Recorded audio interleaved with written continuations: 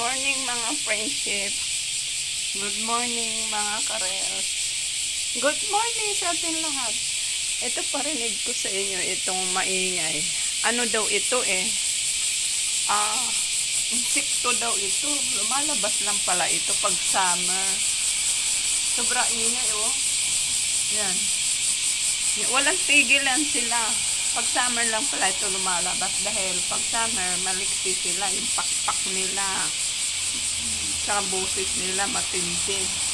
Pero pag winter daw taglamig nagtatago yan sila, tahimik, walang boses daw dito maririnig. Masaya lang itong mga insekto na ito pag summer dahil yan, ingay sila. Siyempre lalabas sila pa naman dahil yung pakpak nila